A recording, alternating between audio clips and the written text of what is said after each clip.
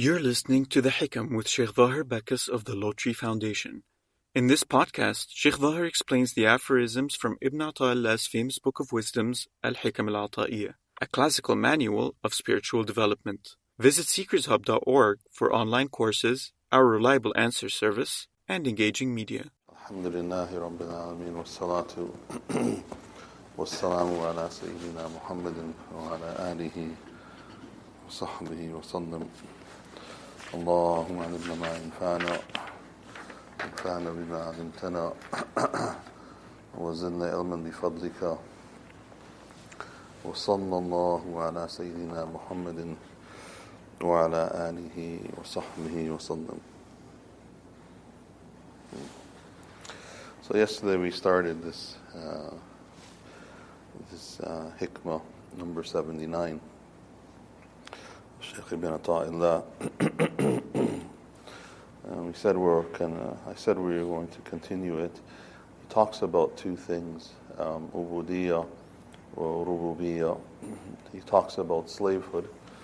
That is what the servant does, and what you put forth, and the effort that you make, and what you have placed in yourself to do for the sake of Allah subhanahu wa ta'ala.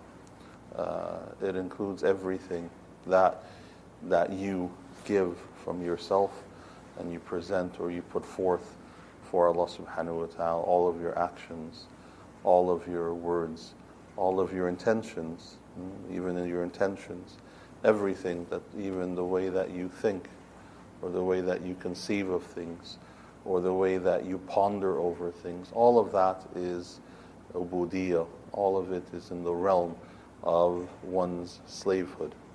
And so he says, the matlabul arifin min Allah ta'ala, the request or the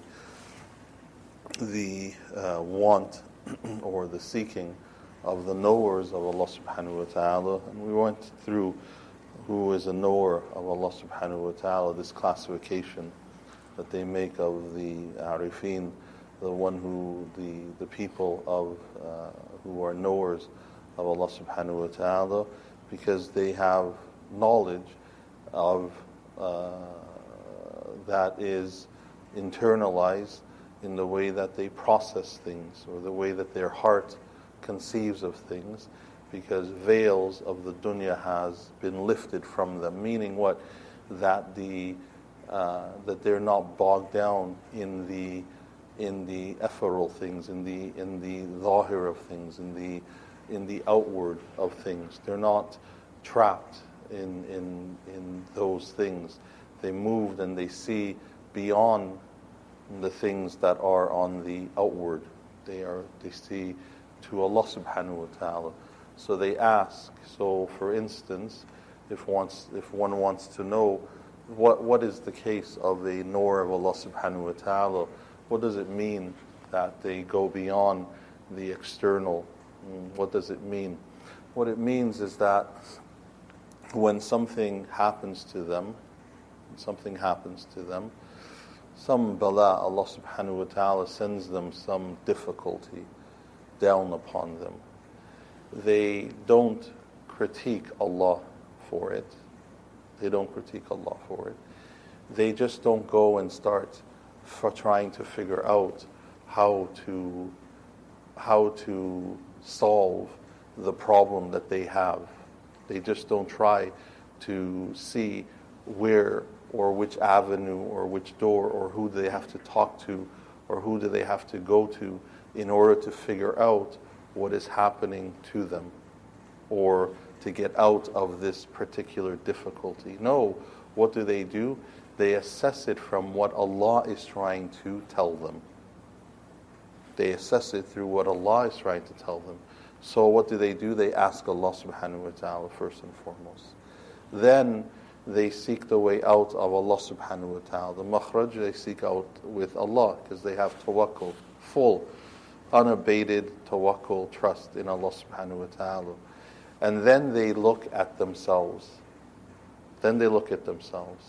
And they try to see if there is anything that they're doing sinful or anything that they are doing that is unminded, that they're unminded about, that they never knew about, they never thought about. They try to get rid of themselves, of any flaw or any sin, because it could be a cause of Allah subhanahu wa ta'ala sending that particular bala, that particular difficulty upon them. That's the knower of Allah subhanahu wa ta'ala. What do? They internalize the difficulties that come to them, and before they try to solve or to go to this person, that person, and try to solve the issue, they look at themselves as if to see if they are the cause of it, because they see that Allah is signaling to them. What is Allah subhanahu wa ta'ala? What could be Allah subhanahu wa ta'ala ishara to them, His signaling to them? What could it be? That they need to correct something within themselves. Maybe they need to correct a thought. Perhaps they need to correct an intention. Perhaps they need to correct something very minute. Perhaps they need to correct something that is great. Perhaps. The Arifin is the one who looks and he determines, or she determines, what they need to correct for the sake of Allah subhanahu wa ta'ala before they move ahead with the correction. Because why? Because they know that the one who brought the difficulty, the one who brought the issue, the one who brought it, is the one who can remove it from them. They know it fully, completely, that the one who brought it is the one who can remove it. So before they go to any other means, they go back to Allah subhanahu wa ta'ala. They go back to Allah subhanahu wa ta'ala completely by having insight, basira, examining themselves, pondering over these things. That's the arifin. So the request or the seeking of the knowers of Allah subhanahu wa ta'ala, they're seeking sincerity, as he said, as-sidq fil ubudiyya. They seek sincerity in slavehood. They seek sincerity in slavehood, and we talked about it yesterday. And they seek the fulfilling of the rights of godhood. وَالْقِيَامِ بِحَقِّ الرُّبُوبِيَّةِ أو بِحُقُوقِ الرُّبُوبِيَّةِ. There's two, could be haqq or huquq. The word differs. So they seek the fulfilling the rights of godhood, the rights of Allah subhanahu wa ta'ala, the rights of Allah subhanahu wa ta'ala, which is what? Which, as some of the ulama have said, is in the establishment of slavehood. How do you fulfill the rights of Allah subhanahu wa ta'ala? How does the servant fulfill the rights of godhood, of Allah subhanahu wa ta'ala? By the establishment of your slavehood, by establishing your slavehood, by doing the works that Allah subhanahu wa ta'ala expects you to do, and going beyond it, being the place where Allah subhanahu wa ta'ala expects you to be, being awake at the times that Allah subhanahu wa ta'ala is calling out to you, and heeding His call in those times that Allah subhanahu wa ta'ala calls out to you. In those times, Allah subhanahu wa ta'ala calls out to you. Doing the actions that Allah subhanahu wa ta'ala would turn His generosity to you. Doing those actions that you know that Allah subhanahu wa ta'ala has told us He will send His generosity to us.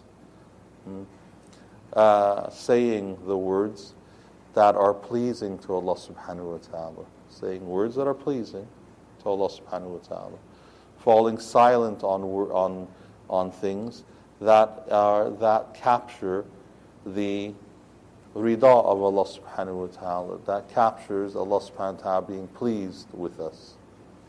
Saying the words. So, with the fulfillment of fulfilling the rights of Allah subhanahu wa ta'ala, fulfilling the rights of godhood, entails what? Entails that the servant realizes his slavehood. He comes to the realization of his slavehood. He comes to that realization. So that the servant, what does it mean? That the servant understands that he is ultimately the slave of Allah subhanahu wa ta'ala. And as Allah subhanahu wa ta'ala is his master, then Allah subhanahu wa ta'ala can do what he wills. Allah subhanahu wa ta'ala can do what he wills. And that servant is not going to do anything except having the permission of Allah subhanahu wa ta'ala and seeking the permission of Allah subhanahu wa ta'ala and wanting the pleasure of Allah subhanahu wa ta'ala. This is the opposite of the people of the dunya. The Prophet ﷺ, he says, Ta'iz Abdul Dinar wa Dirham, the woefulness to the people of the slaves of the gold coin and the silver coin, and the slaves of garments, the slave of garments and of this world. The Prophet ﷺ, woe to them. And the Prophet ﷺ said, what about them? The slaves of this world, the slaves of material things. What does the Prophet ﷺ say to them? When they are given, they are pleased. When they are given, they are pleased. When they are not given, they are unpleased. They're displeased. When they are not given, they are displeased. So, these are the slaves of this world. They're slaves of dunya. The slaves of material things. Their pleasure and displeasure lies in what? In being given this world or not. The slave of Allah subhanahu wa ta'ala, the slave of Allah subhanahu wa ta'ala, whether he is given or not given, he is pleased with his Lord. That's the realization of godhood. What is the realization of ubudiyah, of slavehood? What is fulfilling the rights of godhood? When you fulfill the rights of godhood of Allah subhanahu wa ta'ala, it's through the realization of your slavehood. And that realization of your slavehood is what? Is that you are, the servant is pleased with Allah subhanahu wa ta'ala no matter what he places him through. Whatever comes to that servant, he does not complain to his Lord, much less people. Much less people. Complaining to people is one thing. That's on a very lower level. He doesn't complain to his Lord. He doesn't complain to his Lord. Rather, he asks of his Lord. Servant, whatever comes from Allah subhanahu wa ta'ala, because he knows everything comes from Allah subhanahu wa ta'ala, he is pleased that it's coming from Allah subhanahu wa ta'ala. Even bala, even difficulties that come from Allah subhanahu wa ta'ala, the realization of slavehood is that one is pleased that even bala comes at the end of the day. That even bala, because the servant who has the realization of slavehood understands that bala, that difficulties come in order to raise the servant closer to his Lord. That difficulties, that Allah subhanahu wa ta'ala sends difficulties in order to raise the rank of the servant. Or to raise the rank of the servant, not to lower the rank of the servant. It comes because Allah subhanahu wa ta'ala is concerned over the servant. Or that Allah subhanahu wa ta'ala sends it for the servant to correct something in his life or her life, to correct something, or in their thought, or in their actions. So the servant is thankful that Allah subhanahu wa ta'ala sends him these pointers, these reminders. The servant is thankful that Allah subhanahu wa ta'ala is sending these things so that they may reflect. So that they may reflect. This is the realization of slavehood, the realization of it. So there is a difference between those of this world. The Prophet ﷺ told us there is a difference of those who are the slaves of this world. There's a vast difference, because their pleasure and displeasure relies on this world.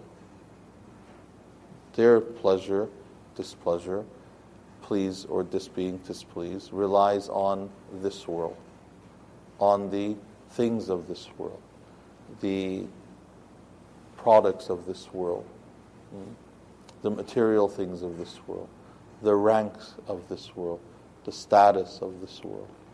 So the slaves of Allah subhanahu wa ta'ala, they're only concerned about their rank with Allah subhanahu wa ta'ala. It's where Allah places them. They're concerned about that only. They're concerned about only the rank that they have with Allah subhanahu wa ta'ala.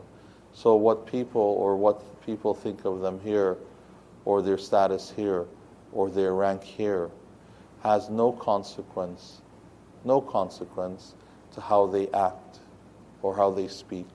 There's no consequence of how they act or how they speak. Because how they act or how they speak in this world is determined by what they want of the next world. And what they want of the next world is Allah subhanahu wa ta'ala. And so there's no changes. The servant of Allah subhanahu wa ta'ala, in fulfilling the rights of Allah, of godhood, there's no changes in his actions except for the better. Except for the better. They challenge themselves to get better. But they don't change depending on the people who are around. They don't change their words depending on the people who are around or the situation that they are found in. They don't change. They're the same. Because they know that they are a servant of Allah subhanahu wa ta'ala, whether they are alone or whether they are in public with people. They know that they are the servants of Allah subhanahu wa ta'ala. They know it. They have the realization of it. That they are the servants of Allah subhanahu wa ta'ala. And that slavehood expresses itself in the same way publicly and privately. It expresses itself the same way. The same way. Abu Madian, radiallahu anhu, Abu Madian, he says what a difference there is between the one whose ambition is built on the maidens of paradise and on the castles of paradise, and him whose ambition is built upon lifting of the veil and being in the presence of Allah subhanahu wa ta'ala. So Abu Madian, this great scholar, he said what a difference there is between two intentions. What a difference there is. There is a difference, and it's a fine and unique difference. What a difference there is that those who their ambition is in attaining the things of paradise. Attaining the things of paradise. It is not they're attaining it for the sake of Allah subhanahu wa ta'ala. They want the maidens or the castles, or they want the pleasures of paradise. What a difference there is between that ambition and the ambition of the one who wants the presence of Allah subhanahu wa ta'ala. They're not seeking anything else except Allah subhanahu wa ta'ala. They're not seeking anything in the created world or in the creation of Allah. Paradise is a creation of Allah. Paradise is a creation of Allah. They're not seeking anything in the created world, including paradise. What they seek is Allah subhanahu wa ta'ala Himself, and being present and having the presence with Allah subhanahu wa ta'ala. There is a difference. There is a difference. The difference is that they're working for Allah purely, sincerely, and it's the highest form of sincerity, because they're not working towards anything else. They're not working for anything else. They're working solely for Allah subhanahu wa ta'ala. They're working solely for Allah subhanahu wa ta'ala. That is in the establishment of one's slavehood, the realization of one's slavehood, starts with actions. Starts with actions. Performing the actions that Allah subhanahu wa ta'ala has made obligatory. and then raising them up from there on, increasing them in terms of the nawafil, in terms of the sunnah acts, and then raising them up from that in terms of purifying the heart, so that through those actions, that the heart has purity in it, that the heart does not bring thoughts, that the heart is not distracted through those worship, that the heart is not distracted when you perform those actions, or the heart is not distracted through the worship. Meaning what? That the heart becomes to gain pride in the action itself. No. The heart is in love with Allah subhanahu wa ta'ala through those actions. And you feel the love of Allah subhanahu wa ta'ala while you're performing the action. It's a path and it's a trajectory. What is the trajectory? To Allah subhanahu wa ta'ala. There's a path to Allah subhanahu wa ta'ala.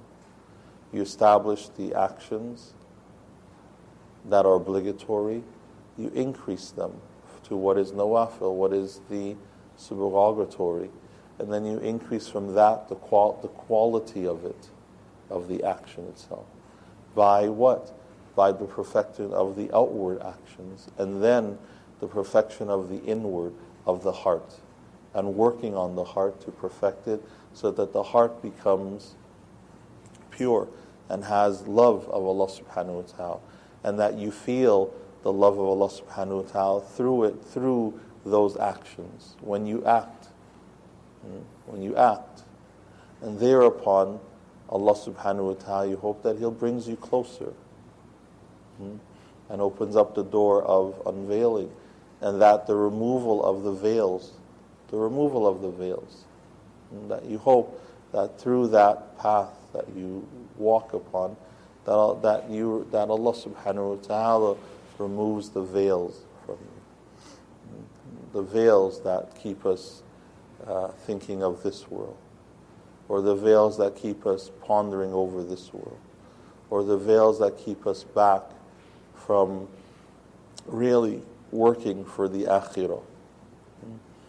The things that keep us back from having 100% of our thoughts on akhirah. That's the step. So the first step is through actions and words and increasing them. And then through the quality of those actions by working on the heart and removing the rust of the heart. And the rust of the heart is removed through dhikr of Allah, through the remembrance of Allah. That's how it is. Now what does it require? Just thinking of Allah. Thinking of Allah while you drive to your work, or while you drive from place to place, or while you sit. Thinking of Allah subhanahu wa ta'ala, or making dua at those times that Allah subhanahu wa ta'ala wants you to make dua, that the Prophet ﷺ told us to make dua. Entering the masjid, leaving from the masjid, entering your homes, waking up from sleeping, before you sleep, before you eat, after you eat, upon traveling to a journey, or when you leave your house, before going to the bathroom, after leaving the bathroom, the putting on clothes, taking off clothes, looking at yourself in the mirror, all of those times. And so if you take advantage of what the Prophet ﷺ taught us to do, then that remembrance of Allah subhanahu wa ta'ala in the form of dua, of those du'as, those daily du'as, then there's less times for heedlessness, and there's less times for the shaitan to come to you, to bring you thoughts that will lead you away from your heart being filled with love of Allah subhanahu wa ta'ala. So by that, the heart will come to presence while you are doing the acts that Allah subhanahu wa ta'ala demands of us. The heart will find that presence through those acts, because the heart is engaged in that remembrance at most of the time. The heart is engaged in it at most of the time. And that's where it starts. It's not hard. The path is not that it's not hard. It is not hidden, the path to Allah subhanahu wa ta'ala. The path that Ata'illah, Shaykh Ibn Ata'illah is talking about is not a hidden path. It is a manifested path. It's manifested, it's clear. How is it cleared? It's cleared because the Prophet ﷺ told us of it. Prophet ﷺ told us of the way of it. But he didn't tell us of the way of it by informing us this is the path and this is what you do. No, he informed us of it by doing it himself. How did he inform us of it? By doing it and acting upon it and stating it. His actions is what the path is. Prophet ﷺ's path is what it is. So may Allah subhanahu wa ta'ala, we just have to find out and then understand it. May Allah subhanahu wa ta'ala help us and guide us, forgive us, have mercy upon us. May Allah subhanahu wa ta'ala increase us in knowledge and practice of the deen. May Allah subhanahu wa ta'ala increase us in our love of the Messenger and of his sunnah and of his path. May Allah subhanahu wa ta'ala bless us, grant us forgiveness and grant us health. Those who have passed away, may Allah subhanahu wa ta'ala grant them his maghfirah and his shade and his forgiveness and his mercy. Those who are sick, may Allah subhanahu wa ta'ala heal them and cure them. May Allah subhanahu wa ta'ala give them a speedy recovery. May Allah subhanahu wa ta'ala protect and provide assistance to all our brothers and our sisters who are faced with difficulties. May Allah subhanahu wa ta'ala remove those difficulties from them. May Allah subhanahu wa ta'ala feed them and clothe them, secure them in their homelands. May Allah subhanahu wa ta'ala turn the plans of the oppressors against themselves. May Allah subhanahu wa ta'ala protect our children. May Allah subhanahu wa ta'ala make their footing firm on his sirat al-mustaqim. May Allah subhanahu wa ta'ala grant them success in this world and in the hereafter. May Allah subhanahu wa ta'ala make our homes amongst the homes of the true believers and make our last words our very best words. سبحانك وبحمدك أشهد أن لا إله إلا أنت أستغفرك وأتوب إليك وصلى الله على سيدنا محمد وعلى آله وصحبه وسلم. Thank you for listening to The Hikam with Shaykh Zahir Bacchus. Help Seekers Hub spread the light of guidance to millions around the world by supporting us through monthly donations by going to seekershub.org/donate. Your donations are tax deductible in the US and Canada.